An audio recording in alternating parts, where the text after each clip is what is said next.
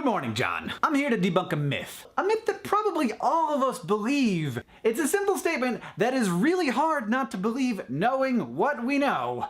The internet brings out the worst in people. We all know that the anonymity of the internet allows the deep evil inside of every human, except for me, of course, to spew forth in a fountain of vomitous hate. And yeah, I see it even on our content. On our sex episode of Crash Course Psychology, there were comments, thumbed up comments nonetheless, talking about how homosexuality is a disease. And yeah, there are two hosts on SciShow Space, one of them is male and one of them is female. I would like you to guess which one has constant comments about their appearance every time they're in a video.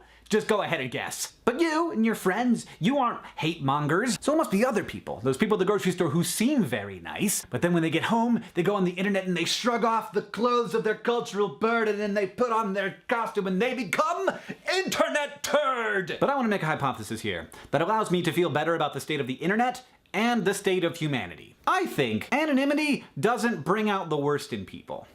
It just brings out the worst people. Imagine, if you will, a D-bag. This person goes on the internet and he says nasty things to people. He's racist and he's sexist. He doesn't have a lot of friends because he doesn't like people, and people also don't like him. In the physical world, this human is entirely invisible. We have no idea they exist. He doesn't want to express his beliefs in the real world because they are unacceptable. But on the internet, he not only gets to express his views to lots of people, those people then engage with him. This person isn't like a sweetheart all day long and then goes home and becomes a D-bag. He's a D-bag. The reason you don't run into internet trolls in real life isn't because they're normal people with deep evil inside of them. It's because trolls don't talk to people in real life.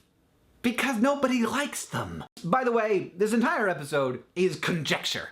I've got no research to back this up, but it would be fairly easy research to do because I think internet trolls would be super excited about filling out surveys that graduate students in psychology gave them because they probably love to talk about themselves. And honestly, I think understanding this and understanding those people is really important because I think the narrative of the hateful internet negatively affects the culture of the internet. People hear and believe that comments are a nasty place. They are certainly a much more nasty place than we tend to interact with in the real world. The result is that fewer and fewer normal, not trolly people interact in those spaces, and they get worse and worse. While at the same time, we prove over and over again that the internet can actually be a place where lots of really cool and great things happen. But if we all think that the internet is less great, it will become less great because we think that. And my even greater worry is that people will look at the comments of a YouTube video and say, look, a third of these people, at least, are just terrible. They're bad people. And then by extension, those people will assume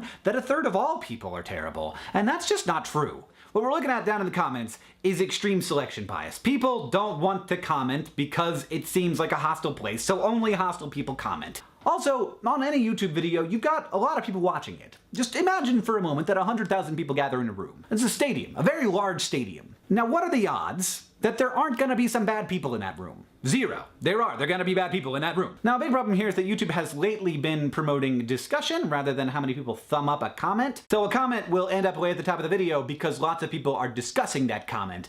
That isn't usually because there's a good discussion happening there. It's usually because that first comment was extremely inflammatory and wrong, and people are arguing about it. It's totally feeding the trolls. Like, the whole point of a troll is to try and get discussion because they want to get a rise out of people, they want that rush, and they want some human interaction, which they don't get in the real world because people don't like them. John, I'll see you on Tuesday.